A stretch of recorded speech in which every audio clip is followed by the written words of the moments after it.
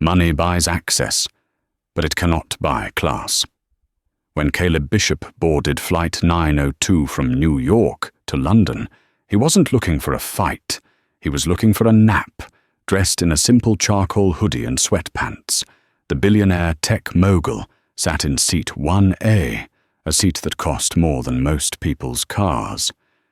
But to the flight crew, he was an invisible nuisance, an anomaly in their pristine first-class cabin. What the sneering flight attendant and the arrogant pilot didn't know was that while they were busy serving him disrespect, Caleb was busy buying their entire airline from his phone. By the time the wheels touched the tarmac, careers would end, legacies would shatter, and the hierarchy of the sky would be violently rearranged. This is how a quiet man destroys a loud room. The fluorescent lights of JFK's Terminal 4 hummed with a frequency that only the exhausted seemed to hear. It was 6:00 p.m. on a Tuesday, the golden hour for transatlantic flights, where the air was thick with the scent of expensive cologne, duty-free perfume, and the stress of 1,000 travelers trying to get home. Caleb Bishop stood near the panoramic window of Gate 42, watching the massive Boeing 777 being fueled. To the casual observer, Caleb looked like a nobody. He was a tall, broad-shouldered black man in his late 30s, wearing a pair of unbranded grey joggers, a black zip-up hoodie, and sneakers that looked well-worn. He carried a battered leather duffel bag that had seen better days. There was no Rolex on his wrist, only a simple black fitness band. He didn't look like the founder of Bishop Kincaid Logistics, the software infrastructure firm that currently powered 60% of the world's shipping routes. He looked like a tired graduate student, or perhaps a musician trying to travel incognito. That was the point. Caleb hated the pageantry of wealth. He hated the fawning, the fake smiles, the "Yes, Mr. Bishop," right away, Mr. Bishop. Today, he just wanted to fly to London, sign the final paperwork for a merger that would shake Wall Street, and sleep for 6 hours. Zone 1, first class, and Diamond Medallion members. You may now board, the gate agent announced. Her voice was sharp, clipped, the tone of someone who had been yelling at confused tourists for 8 hours straight. Her name tag read, Brenda. Caleb picked up his duffel and moved toward the priority lane. He was the first one there. "Excuse me, sir," Brenda said, her hand shooting out like a traffic cop stopping a speeding car. She didn't look him in the eye. Her gaze was fixed on the screen in front of her. "This lane is for first class and Diamond members only. General boarding is in Zone 4, which will be called in 20 minutes. Caleb paused. He was used to this. It was the micro-friction of his life, the constant gentle checking of his credentials. "I know," Caleb said, his voice a deep, calm baritone. "I'm in 1A. Brenda finally looked up. Her eyes raked over his hoodie, paused on his sneakers, and then returned to his face with a look of undisguised skepticism. "Ticket and passport," she sighed, holding out her hand as if expecting him to hand her a scrawled note on a napkin. Caleb handed over his passport and the printed boarding pass. He preferred paper. Phones died. Paper didn't. Brenda snatched it. She scanned the document, her eyebrows knitting together as the machine let out a cheerful beep of approval. She stared at the screen. Caleb Bishop, /seat 1. A / fair class, full flex first. A glitch. It had to be. Or an upgrade given to an employee. She looked at him again, searching for the badge, the uniform, the reason this man was occupying the most expensive seat on the plane. "You're traveling alone?" she asked, her tone accusatory. "I am. And this is your bag." She pointed to the battered leather duffel. It looks heavy. You might have to check it. First-class overhead bins are reserved for standard carry-ons. Caleb smiled. It wasn't a warm smile. It was the smile of a predator watching a rabbit wander into a trap. It fits the dimensions. Brenda, I checked. She pursed her lips, clearly unhappy that she couldn't find a rule to cite. She ripped the stub off the boarding pass and shoved it back at him. Scan it yourself. Move along. No, have a nice flight. No, thank you for flying Regal Horizon. Just a dismissal. Caleb took the ticket and walked down the jet bridge. He could feel the heat rising in his chest, the old familiar anger. But he pushed it down. Focus, he told himself. The deal closes tomorrow. Don't let the help distract you. Behind him, he heard Brenda's voice change instantly, becoming syrupy sweet. Oh, Mr. Trask. So good to see you again. Right this way, sir. Let me get that door for you. Caleb glanced back. Walking down the ramp behind him was a man who looked like the caricature of a businessman. He was wearing a navy suit that was a size too tight, shiny brown shoes, and was talking loudly into a phone. Yeah. I told them to sell. Sell it all, I'm hopping the pond now. This was Simon Trask. Caleb recognized him immediately, not from business circles, but from the tabloids. Trask was a financial guru who sold get-rich-quick seminars, a grifter in a cheap suit. But to Brenda, Trask was the ideal passenger. To Brenda, Caleb was an intruder. Caleb walked onto the plane, ducking his head as he entered the galley. The smell of Regal Horizon Airlines hit him a mix of stale coffee and industrial cleaner. He turned left toward the first-class cabin. Standing at the entrance to the cabin was Beatrice, the chief purser. She was a tall woman with hair sprayed into a helmet of blonde perfection, wearing the signature crimson scarf of the Airline. Her posture was rigid, her smile painted on. Caleb stepped forward. Good evening. Beatrice glanced at him, her smile faltering for a microsecond before vanishing completely. She looked past him, down the jet bridge, scanning for the real passengers. Seat, she barked, not making eye contact. 1A. She didn't move out of the doorway. She blocked the aisle, forcing Caleb to stop. Let me see your stub. Caleb held it up. She didn't take it. She just squinted at it, as if checking for forgery. She grunted. She finally stepped aside, but barely. Caleb had to twist his body to squeeze past her without brushing against her uniform. Bins are full, she lied. The flight was empty. He was the first one on. I'll manage, Caleb said softly. He walked to seat 1A. It was a semi-private suite with a sliding door, the jewel of the Regal Horizon fleet. He opened the overhead bin. It was completely empty. He placed his leather bag inside, careful not to scuff the pristine white plastic. As he sat down, settling into the soft leather, he heard Beatrice's voice erupt in joy. Mr. Trask, welcome back. It is so wonderful to have you with us again. Caleb watched through the gap in his suite door. Beatrice was practically bowing to Simon Trask. She took his coat with 2 hands, caressing the fabric. Let me hang this for you immediately. Sir, can I get you a pre-departure beverage champagne? We have the Dom Perignon 2012 chilled. Hit me, sweetheart, Trask said, flopping into seat 1B, right across the aisle from Caleb. And keep 'em coming. It's been a hell of a week. Of course. Mr. Trask, anything for you.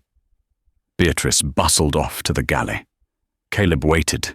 He was thirsty.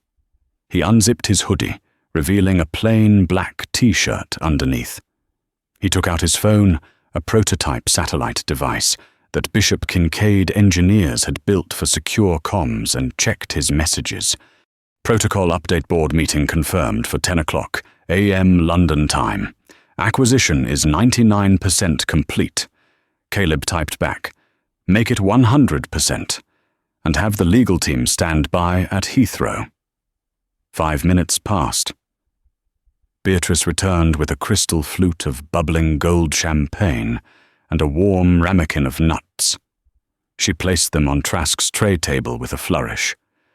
"There you are, sir." She turned to leave. "Excuse me," Caleb said. He didn't raise his voice, but it carried. Beatrice froze. She turned slowly, her expression curdling as she looked at him. "Yes. Could I get some water? Please sparkling, if you have it." Beatrice sighed, a loud, theatrical exhale through her nose. She checked her watch. "We are in the middle of boarding. Sir, it's very busy. I'll see what I can do once we are airborne." "You just served him," Caleb pointed out, nodding toward Trask.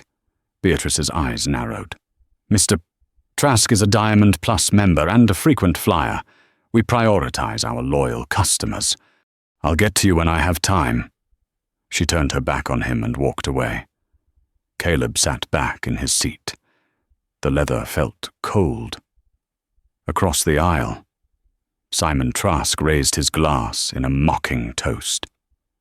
"Service industry, right hard to get good help these days." He laughed, a wet, unpleasant sound. "You gotta look the part, buddy. Dress for the job you want, not the one you have." Caleb looked at Trask. He looked at the cheap polyester blend of Trask's suit, the scuff marks on his luxury shoes. Then he looked at the champagne. "I'll keep that in mind," Caleb said. He unlocked his phone again. He opened a secure app labeled Oracle. It was a direct line to his chief of staff. "Evelyn. Message. I need the full organizational chart for Regal Horizon Airlines, specifically the cabin crew roster for Flight 902 and the on-duty manager at JFK. Also, check the passenger manifest for seat 1B. A moment later, the 3 dots bounced. "Evelyn. On it. Give me 2 minutes." "Is everything okay, Caleb Bull? But it's about to be very interesting." The boarding process dragged on. The economy cabin filled up, a parade of tired faces shuffling past the first-class suites. Every time someone walked by, Beatrice or her colleague, a younger, nervous-looking attendant named Sarah, would stand guard by the curtain, ensuring the riff-raff didn't make eye contact with the elite. Caleb remained invisible. He had no water, no hot towel, no menu. It was as if seat 1A was a void in the universe. Meanwhile, Simon Trask in 1B was on his 3rd glass of champagne. He was getting louder, talking to Beatrice about his investments in crypto and offshore drilling. Beatrice was eating it up, laughing at his jokes, touching his arm. It was a masterclass in sycophancy. "You know, B, can I call you B?" Trask slurred slightly. "You can call me whatever you like. Mr. Trask." She cooed. "I could get you a job. You know, private jets. My guys are always looking for top-tier stews. Triple what you make here." "Oh, stop it," she giggled. "Don't tempt me." Caleb watched this performance with clinical detachment. He knew the salary of a Regal Horizon purser. He knew their union contract details because his team had been auditing the airline's financials for 3 months. He knew that Regal Horizon was technically bankrupt, surviving only on a bridge loan that he was effectively underwriting. He pressed the call button. A soft chime echoed in the cabin. Beatrice, who was leaning over Trask's seat, stiffened. She didn't turn around immediately. She finished her sentence, laughed once more at something Trask said, and then, with the slowness of a tectonic plate, turned toward seat 1A. She walked over, her face a mask of annoyance. "Is there a problem?" "I'm still waiting for that water," Caleb said. "And I'd like to see a menu." "We are preparing for pushback," Beatrice snapped. "I cannot be serving drinks right now. Federal regulations." "You just poured him a refill," Caleb said, his voice dropping an octave. "Don't quote regulations to me that you're actively violating. Beatrice." Her eyes widened. She wasn't used to being challenged, certainly not by someone wearing a hoodie. "Excuse me, watch your tone. I don't know how you got that upgrade, or who you know in the company, but I am the chief purser on this vessel. If you are disruptive, I can and will have you removed." "Disruptive?" Caleb raised an eyebrow. "I asked for water." "You are being aggressive," Beatrice stated. It was a loaded word, a weaponized word. "You are making the other passengers uncomfortable." "Actually," Simon Trask chimed in from across the aisle. "He is kinda bringing the vibe down. I'm trying to relax here. Pal." Beatrice nodded, vindicated. "See one more word, and I'm calling the captain." Caleb looked at her. He saw the fear behind the arrogance. She was a bully, and like all bullies, she needed an audience. She wanted him to yell. She wanted him to cause a scene so she could justify her bias. Caleb didn't yell. He didn't even frown. He just looked at her name tag, then at her face. "Okay. Beatrice, no water. I understand." He turned his head away, looking out the window at the rainy tarmac. Beatrice let out a huff of victory and marched back to the galley. Caleb's phone buzzed. It was Evelyn. "Report Flight 902. Crew Captain Mark Harrison. 25 years. Clean record. Known for arrogance. Purser. Beatrice Galsworthy. 15 years. 4 HR complaints for conduct. All dismissed by union rep. Passenger 1 B. Simon Trask. Real estate scammer. Currently under investigation by the SEC. Net worth negative $200,000. He bought his ticket with points. Ownership update. The acquisition papers are ready for digital signature. Once you sign, you legally own 51% of Regal Horizon's parent company. The notification will hit the airline's internal servers in approximately 2 hours." Caleb smiled. Negative net worth. The man Beatrice was fawning over was broke. The man she was treating like a criminal could buy the plane they were sitting in with the cash in his checking account. Caleb to Evelyn. "Delay the server notification.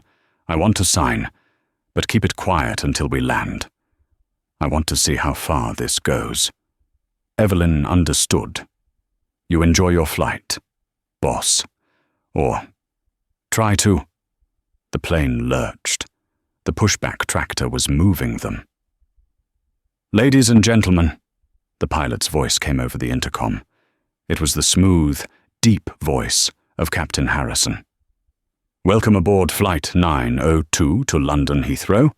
We're looking at a flight time of 6 hours and 40 minutes. Sit back, relax, and let our world-class crew take care of you." As the plane taxied, Caleb closed his eyes. He visualized the organizational chart of Regal Horizon. He visualized the lines of code that governed their logistics. He visualized Beatrice's employment file. The plane took off, roaring into the grey sky. Once the seatbelt sign pinged off, the service began. The smell of heated nuts and warm bread filled the cabin. Beatrice moved through the cabin with the beverage cart. She served 1 B Trask another champagne. She served 1 C an elderly woman a gin and tonic. She served 1 F a tech bro a scotch. She skipped 1 A. She rolled the cart past him, her eyes fixed firmly forward. Caleb didn't react. He waited until she was on her way back.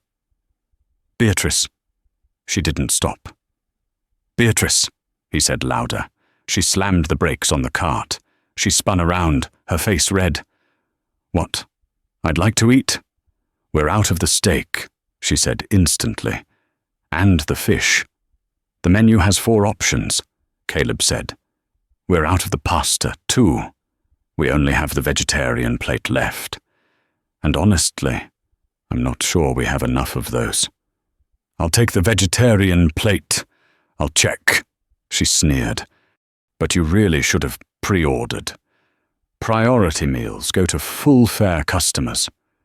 I am a full-fare customer, so you say. She left the cart in the aisle, blocking him in, and went to the galley. She stayed there for 20 minutes. Caleb could hear her laughing with the other flight attendants. He heard the clinking of silverware. He heard Trask burp loudly.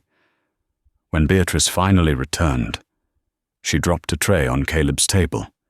It wasn't the first-class meal. It was a foil-wrapped container from economy. It's all we had, she said. Caleb peeled back the foil. It was a dry, rubbery piece of chicken and some grey beans. He looked at the meal. Then he looked at Trask, who was cutting into a juicy filet mignon. This is an economy meal, Caleb said calmly. Take it or leave it, Beatrice said. You're lucky to be eating at all. Caleb picked up his fork. He didn't eat. He just held it. Is there a problem? Beatrice asked, daring him. No problem, Caleb said. I'm just documenting. Documenting, she laughed. Go ahead. Write a letter. Customer service deletes complaints from people like you every day. People like me, Caleb asked. People who don't belong, she said, her voice a whisper, just loud enough for him to hear, but low enough to be deniable. That was it. The line. Caleb put the fork down. He picked up his phone. He didn't text Evelyn this time. He opened the camera app and took a photo of the meal. Then he took a photo of Beatrice. You can't do that, she shrieked. That is a violation of my privacy. Delete it. It's a public space, Caleb said. And I'm documenting my experience. Beatrice lunged for the phone. Caleb pulled it back, effortlessly. Don't touch me, he said. The calm was gone. His voice was now cold iron. Captain Norte, Beatrice screamed. Captain. She ran to the cockpit phone. Captain Harrison, I need you in the cabin. Now passenger in 1A is getting violent. The cabin went silent. Simon Trask turned around, grinning. Oh, busted, brother. You're done. Caleb sat perfectly still. He smoothed the front of his hoodie. He checked the time. 3 hours to London. The cockpit door opened. Captain Mark Harrison stepped out. He was a large man, silver-haired, radiating authority and annoyance. He adjusted his hat. What is going on here? Harrison demanded, looking at Beatrice. He assaulted me. Beatrice lied, pointing a shaking finger at Caleb. He took photos of me without consent, and when I tried to stop him, he grabbed my arm. Harrison turned his gaze to Caleb. He didn't ask for Caleb's side of the story. He saw the hoodie. He saw the skin color. He saw his chief purser in distress. The verdict was already in. Harrison walked up to seat 1A. He loomed over Caleb. Sir, I need you to hand over your phone and step to the back of the aircraft. Caleb looked up at the pilot. I didn't touch her, Captain, and I'm not giving you my phone. I am the commander of this aircraft, Harrison said, his voice booming. You will comply with my orders, or I will have authorities waiting for you on the ground. You are interfering with a flight crew member. That is a federal offense. She refused to serve me, Caleb said. She gave me an economy meal. She insulted me, and then she lied. Beatrice is my best purser. Harrison scoffed. She wouldn't do that. Now, give me the phone. No. Harrison's face turned purple. Fine. Have it your way." He pulled a pair of plastic flex cuffs from his pocket. "Stand up." "You're going to restrain me?" Caleb asked. "For the safety of the flight? Stand up." Caleb stood up. He was taller than the captain. "Turn around," Harrison ordered. Caleb turned around. He felt the plastic zip tie bite into his wrists. He didn't resist. He let them humiliate him. He let them drag him out of the first-class suite. "Put him in the jump seat in the back," Harrison ordered Sarah, the junior attendant, "and make sure he doesn't talk to anyone." As Caleb was marched down the aisle, past the gawking passengers, past a snickering Simon Trask, he caught Beatrice's eye. She was smiling, a cruel, victorious smile. "You lose," her eyes said. Caleb walked to the back of the plane.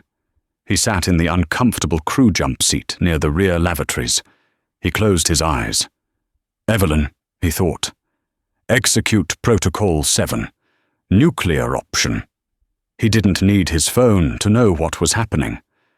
The acquisition contract had a clause, a material adverse change clause, but more importantly, it gave him immediate executive control the moment the ink was dry.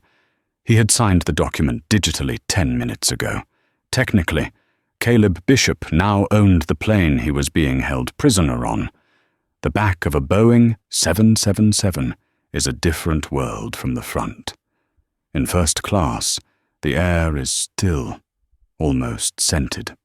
In the rear galley, where Caleb Bishop sat, handcuffed to a jump seat, the air was a turbulent mix of lavatory disinfectant, burnt coffee, and the collective exhaust of 300 economy passengers.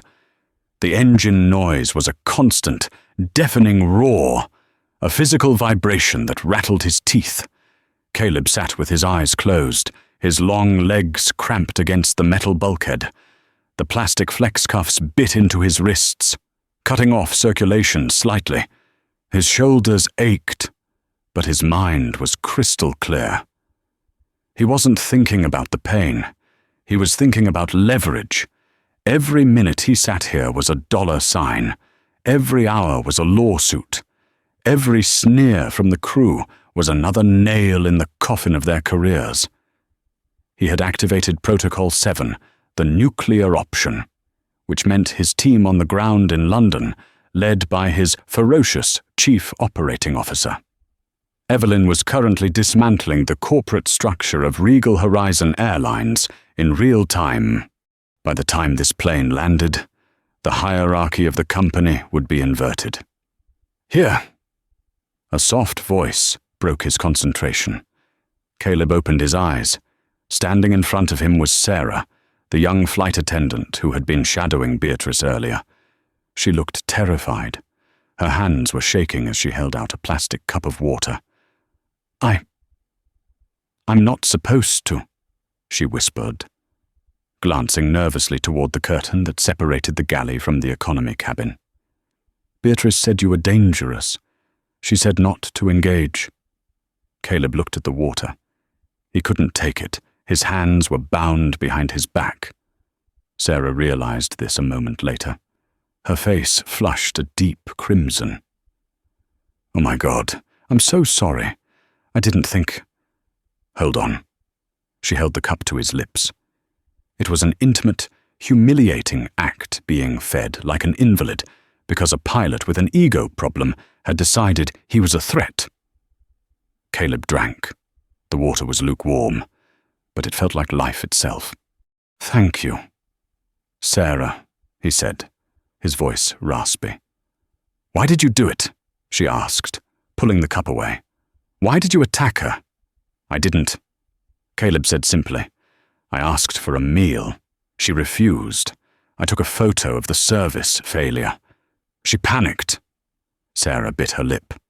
She looked like she wanted to believe him, but the hierarchy of the sky was absolute. The purser was God. The captain was the universe. A passenger in a hoodie was just a variable. "Beatrice, she can be difficult," Sarah admitted, her voice barely audible over the engine roar. She's been flying for 15 years. She knows everyone at headquarters. If she says you attacked her, the report will say you attacked her. Reports can be rewritten, Caleb said, and everyone at headquarters might not be there tomorrow. Sarah frowned, confused. What do you mean? Nothing. Just, thank you for the water. You're the only person on this flight doing their job. Before she could respond, the curtain whipped open. Beatrice stood there, her face a mask of fury. "Sarah," she hissed. "What are you doing? I told you to stay away from the prisoner. He needed water. He was coughing. He's a security threat. He assaulted a crew member." Beatrice marched over and snatched the cup from Sarah's hand, crushing it. "Go to the forward galley, now. Do not come back here until I tell you." Sarah fled, casting one last apologetic look at Caleb. Beatrice turned her gaze on him. It was a look of pure, distilled malice. She enjoyed this. She enjoyed seeing the man who had dared to speak to her as an equal, now reduced to a piece of cargo. "Comfortable?" she asked, leaning against the metal counter. "I've been better," Caleb said. "You know, when we land, the airport police will be waiting," she said, savoring every word. "Assault on a flight crew member is a felony. You'll be on a no-fly list for the rest of your life. You'll have to take the boat back to New York." She laughed. It was a brittle, ugly sound. "And Mr. Trask," she continued, "he's going to testify. He saw everything. A respected businessman against, well, you." "Respected," Caleb repeated, testing the word. "He's a diamond member," she said, as if that settled the moral debate. "He's worth 10 of you." "Beatrice," Caleb said quietly, "do you know who owns Regal Horizon Airlines?" She blinked. What kind of stupid question is that? The shareholders? The board? "As of 45 minutes ago," Caleb said. "Regal Horizon was acquired by a holding company called Bishop Kincaid Logistics." Beatrice rolled her eyes. "I don't care about stock markets. I care about safety." "The CEO of Bishop Kincaid," Caleb continued, ignoring her, "is a man named Caleb Bishop. He's known for being very particular about efficiency and very intolerant of overhead." Beatrice stared at him. She didn't make the connection. She couldn't. The cognitive dissonance was too strong. The man in the hoodie could not be the man who signed the paychecks. It was impossible. "You're crazy," she muttered. "Just shut up." She stormed off, leaving him alone in the roar of the engines. Caleb closed his eyes again. He visualized the landing. He visualized the organizational chart. He visualized Beatrice's employee ID number being deleted from the active database. 2 hours later, Simon Trask appeared. He walked into the rear galley, swaying slightly, clearly drunk on the free champagne. He saw Caleb strapped to the jump seat and grinned. Well, Trask slurred. "Look at the big man now." He leaned in close, his breath smelling of stale wine and onions. "You know, I almost feel bad for you. Almost. But you got to learn your place, right? You come into first class, acting like you own the joint." "I do," Caleb whispered. "What's that?" Trask cupped his ear mockingly. "Nothing," Caleb said. "Enjoy the flight.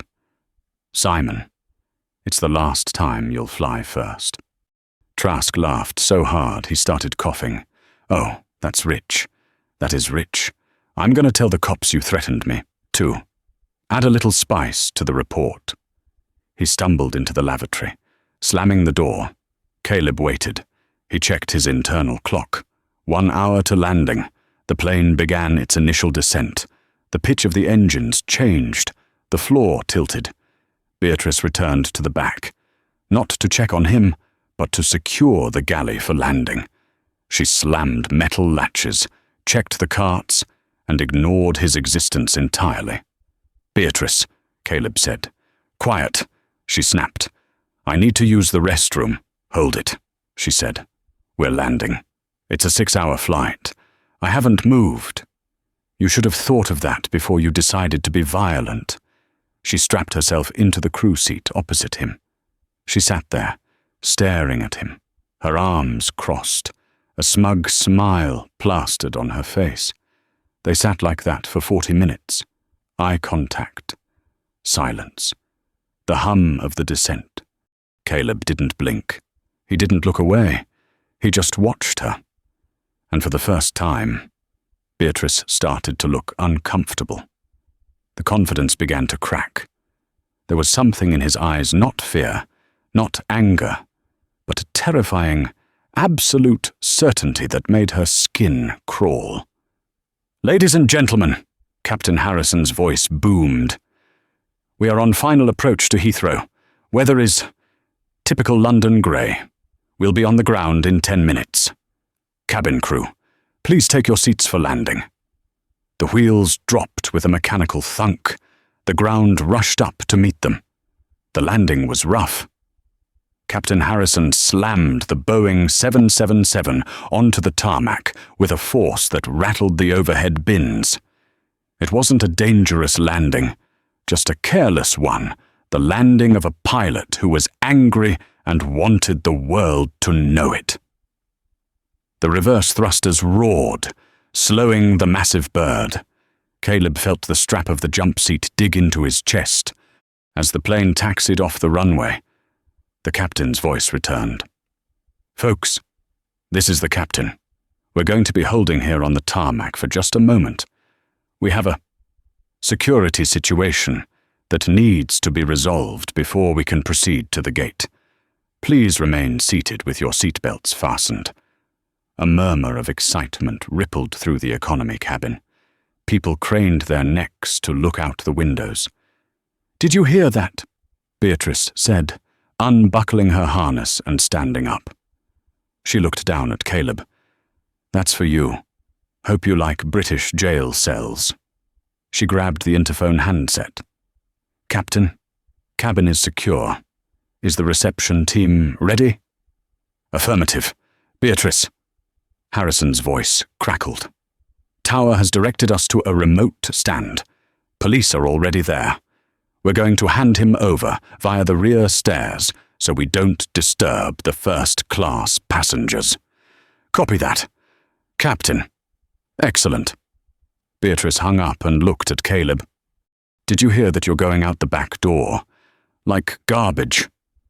The plane came to a halt in a remote corner of the airfield, far from the terminal buildings. Rain lashed against the small porthole window in the door.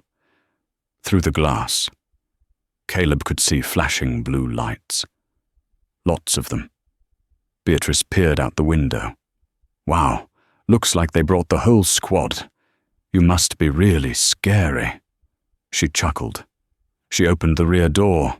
The cool, damp air of London rushed in, smelling of jet fuel and rain. A mobile staircase was already positioned there. Beatrice stood at the top of the stairs, ready to direct the officers. "Right this way. Officers." "He's right here," she called out, her voice pitching up into her helpful stewardess tone. But the people coming up the stairs weren't wearing police uniforms. First came a man in a sharp, bespoke Italian suit. He was holding a large black umbrella. Behind him was a woman with piercing green eyes, wearing a trench coat that looked like it cost more than the aircraft's landing gear. She carried a tablet. Behind them were 4 large men in tactical gear, but their vests didn't say police. They said Bishop Kincaid Security. And behind them were 2 actual Metropolitan Police officers, looking slightly confused and deferential to the woman in the trench coat. Beatrice faltered. "Excuse me. This is a restricted area. Where are the arresting officers? The woman in the trench coat didn't even look at Beatrice. She stepped onto the plane, shaking the rain off her coat. This was Evelyn, Caleb's chief of staff. She was terrifyingly efficient, a woman who ate hostile takeovers for breakfast. She looked past Beatrice, straight at Caleb. Her eyes widened when she saw the flex cuffs. The temperature in the galley dropped 10 degrees. "Who did this?" Evelyn asked. Her voice was quiet, but it carried the weight of a sledgehammer. Beatrice stepped forward, trying to regain control. "I am the chief purser here. That man is a violent passenger. He is being detained for assaulting a crew member. Who are you?" Evelyn ignored her. She walked straight to Caleb. "Preston!" She snapped at the head of the security team. "Cut him loose, now." One of the security guards stepped forward with a pair of shears. "Hey!" Beatrice shouted. "You can't do that. That is evidence. Captain Harrison." She grabbed the interphone. "Captain, there are intruders in the back. They are releasing the prisoner. Preston, the security chief, snipped the plastic cuffs." Caleb rubbed his wrists. He stood up, stretching his full height. He towered over Beatrice. "Evelyn," Caleb said calmly. "Status. Acquisition finalized at 1400 hours GMT, Evelyn recited, handing him a wet wipe to clean his hands. "The board of directors for Regal Horizon has resigned effective immediately. The transfer of assets is complete. You are the sole owner of the airline, the fleet, and all operating contracts." Caleb nodded. He wiped his wrists. Beatrice was frozen. The phone dangled from her hand. "What? What did you say?" Captain Harrison came storming down the aisle from the cockpit, pushing past confused passengers. He looked furious. "What the hell is going on back here? I ordered the police to—" He stopped. He saw the security team. He saw the suits. He saw Caleb standing free, flanked by his people. "Who are you people?" Harrison demanded. "Get off my plane." Caleb turned to face him. He adjusted his hoodie. "Your plane?" Caleb asked. "Yes, my plane. I am the captain of this vessel." Caleb held out his hand to Evelyn. She placed a tablet in his palm. On the screen was a digital document, stamped with the seals of the International Air Transport Association and the UK Civil Aviation Authority. "Actually, Mark," Caleb said, using the pilot's first name with deliberate casualness. "This is my plane. Tail number G-RHA902, owned by Bishop Kincaid Logistics, which is owned by me." Harrison scoffed. "Don't be ridiculous. You're a disruptive passenger in a hoodie." "Evelyn," Caleb said. "Show him." Evelyn tapped her own tablet. A projection appeared on the bulkhead wall, a live feed of the airline's internal crew roster. "Captain Mark Harrison," Evelyn read aloud. "Status terminated. Effective 10 minutes ago." She swiped the screen. "Chief Purser, Beatrice Galsworthy," she continued. "Status terminated. Effective 10 minutes ago. Cause gross misconduct. Filing false reports. Discrimination against the owner." The color drained from Harrison's face.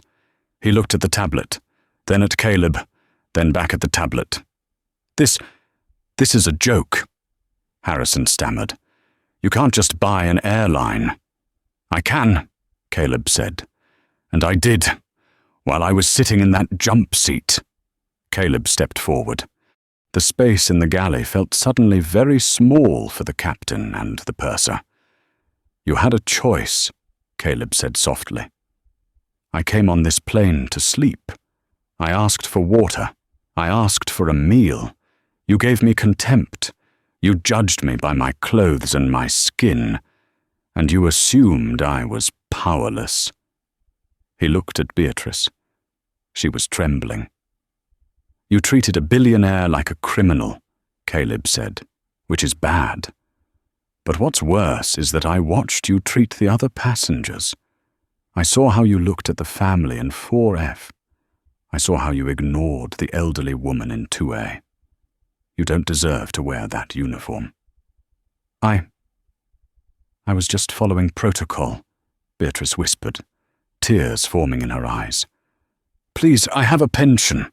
I have 15 years. "You have nothing," Caleb said.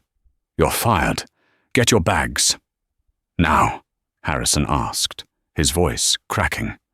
"Now," Caleb said.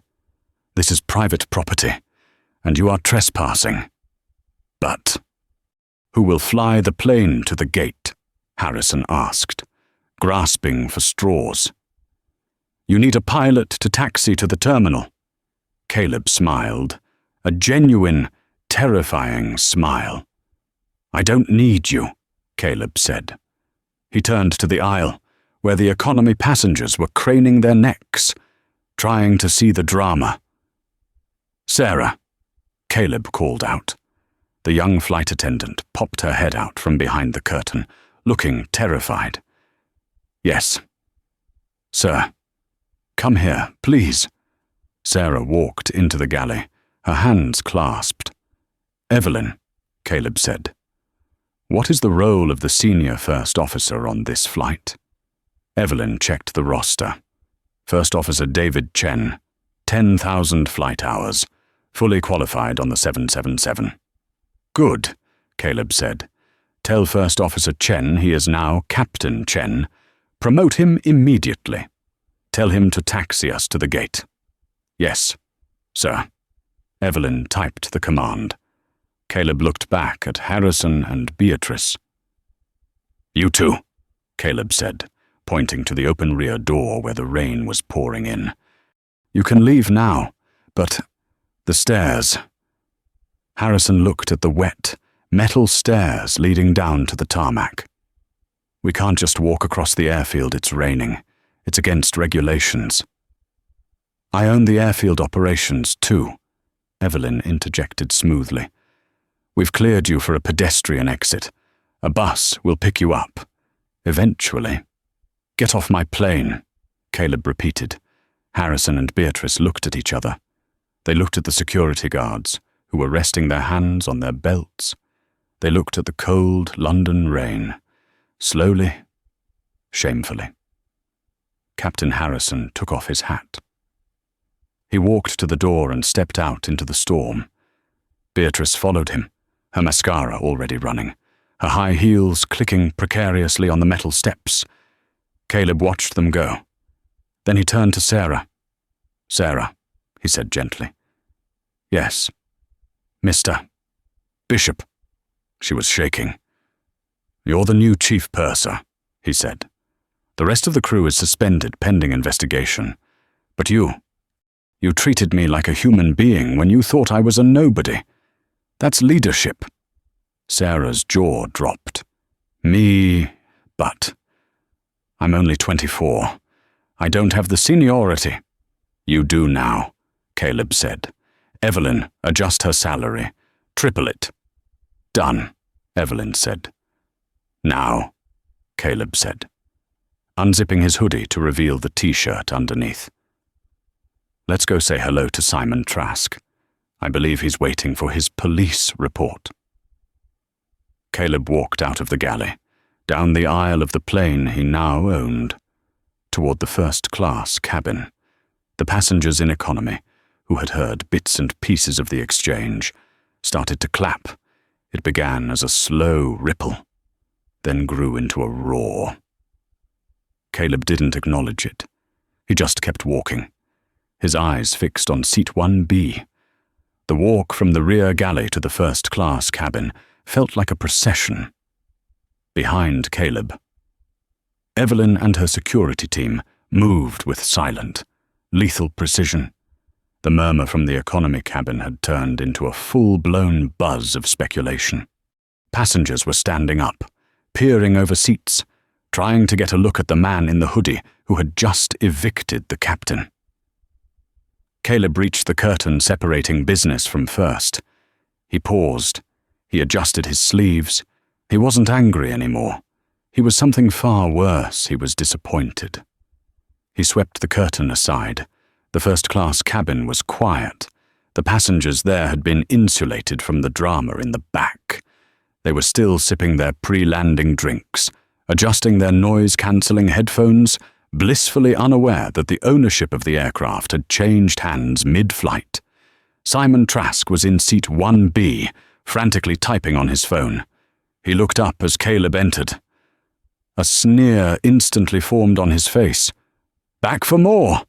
Trask laughed, loud enough for the whole cabin to hear. "I thought they threw you out the back with the trash. Did you escape, or are you here to beg for forgiveness?" Caleb didn't answer. He walked past Trask and stood at the front of the cabin, facing the passengers.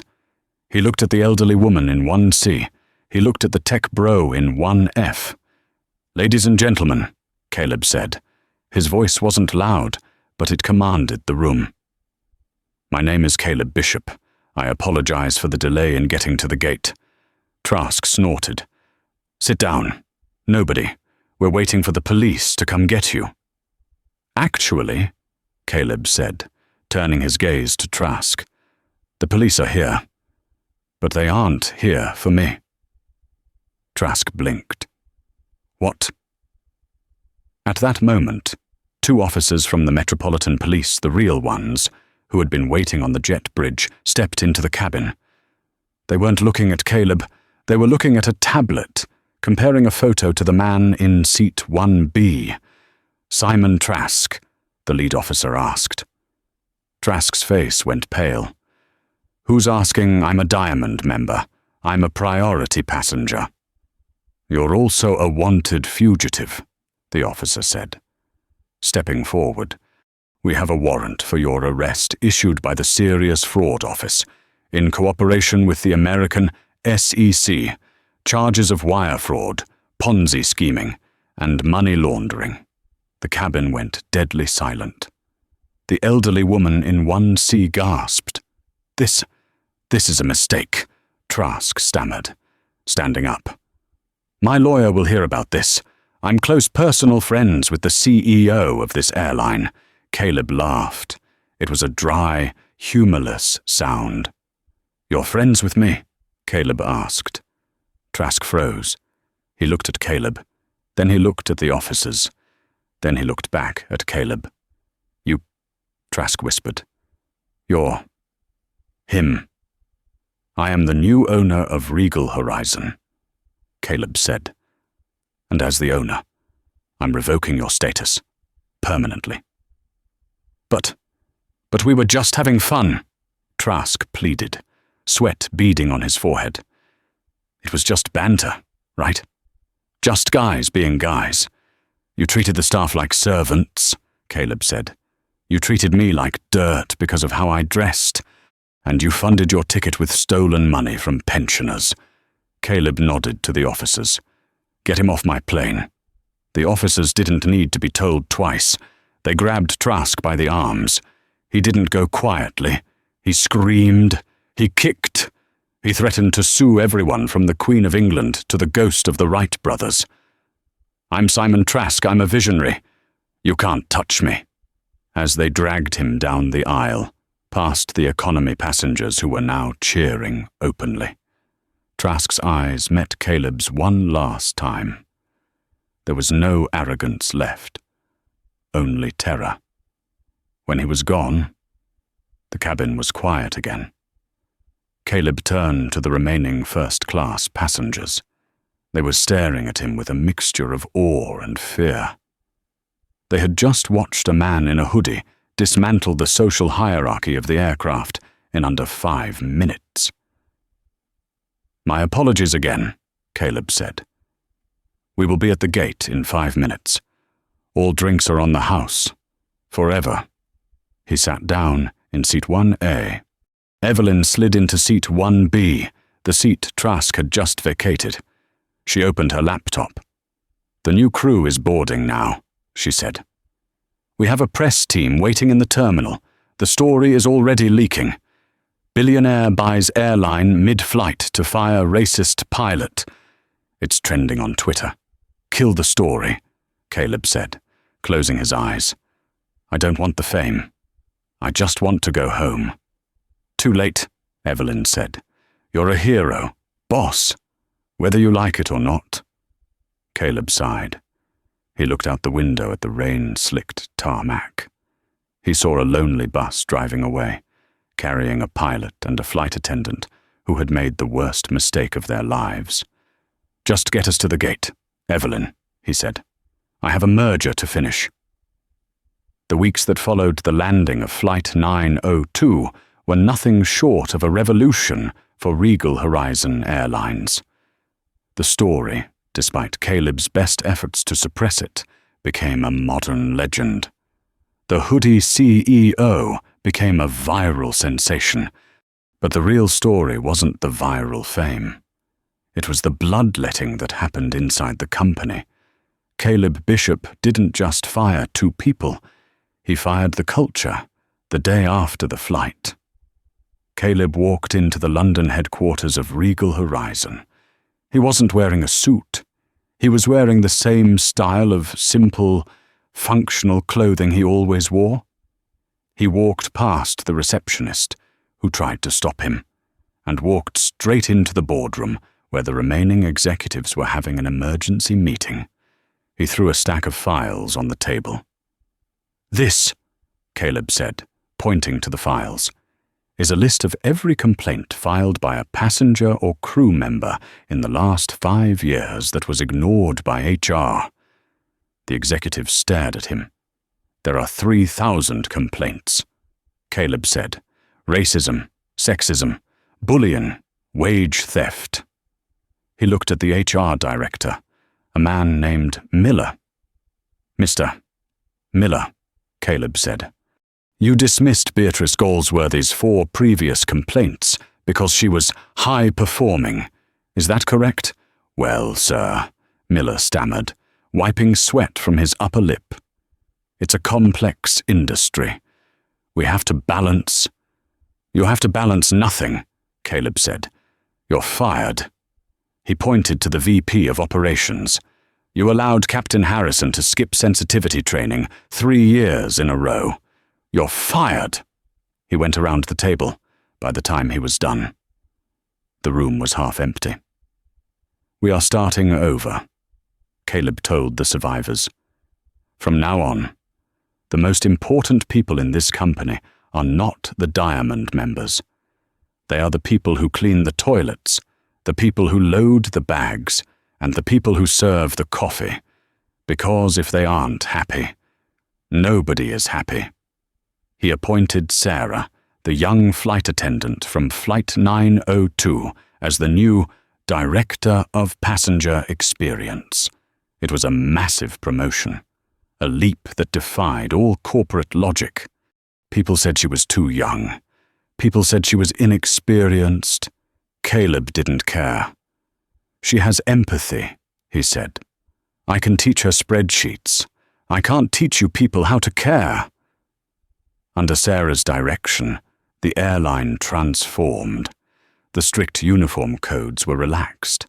The first-class only lanes were removed from the boarding gates. Everyone boarded by zone, efficiently, without the pomp and circumstance of status. The food was upgraded. The seats were fixed. But most importantly, the attitude changed. The crew knew that the big boss wasn't looking at the stock price. He was looking at them. He was flying on random flights, incognito, sitting in the middle seat of row 34 eating the pretzels. They knew that if they treated a passenger with disrespect, they wouldn't just get a reprimand.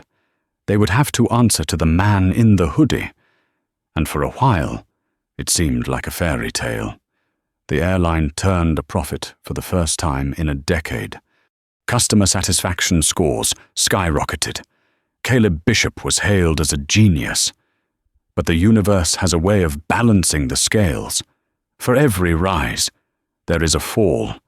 And for the 3 people who had wronged him on Flight 902, the fall was long, hard, and unforgiving. 3 years later, the universe balanced the scales with brutal precision. Mark Harrison, once the king of the transatlantic route, sat shivering in a drafty cockpit in Anchorage, Alaska, blacklisted by every major commercial carrier for gross misconduct. He was now flying rusting propeller planes for icebound logistics. Instead of sipping coffee in a heated 777, he hauled crates of frozen fish to remote villages in the Arctic Circle. His new boss, a 20-year-old named Damon, screamed at him daily to load the cargo faster, as Harrison slipped on the icy tarmac, wrestling with a box of cod. He looked up at the grey sky and remembered the man in seat 1A. He had traded his legacy for a moment of arrogance, and now the cold was the only thing that greeted him. In a grey, windowless office in Luton, Beatrice Galsworthy adjusted her cheap headset. She was no longer a chief purser. The viral video of her eviction had made her toxic to the luxury service industry. She was now a junior associate at a budget insurance call center. "I demand to speak to your manager," a customer screamed in her ear. The irony twisted in her gut like a knife. She spent 8 hours a day being belittled by strangers, forced to swallow the same rudeness she had once dished out. She was trapped in a purgatory of her own making, serving a public that despised her. And Simon Trask, the financial guru, had traded his bespoke suit for a rough prison uniform at HMP Wandsworth. His Ponzi scheme had collapsed weeks after the flight, exposing him as a fraud who stole millions from pensioners. In the prison laundry room, amidst the stench of bleach and sweat, Trask saw a discarded newspaper. On the front page was Caleb Bishop, cutting the ribbon on a new EcoJet, with Sarah standing proudly by his side as the new VP of Customer Experience. Trask smoothed the paper with blistered hands. He wasn't a Diamond member anymore. He was just inmate 8940 folding sheets for men who didn't care about his net worth. The story of Flight 902 isn't just about a billionaire flexing his muscles. It's a reminder that character is what you do when you think no one powerful is watching. Harrison, Beatrice, and Trask saw a hoodie and saw a target.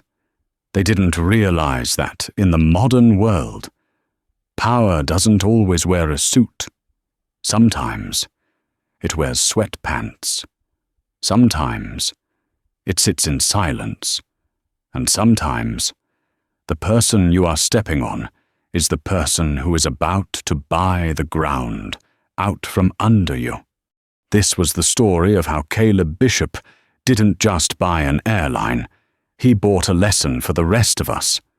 Treat everyone like a CEO, because you never know when the person in 1A is rewriting your future. Like this story, if you enjoyed seeing karma delivered at 30,000 feet, make sure to hit that like button. It really helps the channel grow. And if you want more stories about underdogs and billionaires in disguise taking down the system, smash that subscribe button and ring the notification bell. Share this video with someone who needs a reminder to be kind. You never know who you're talking to. See you in the next one.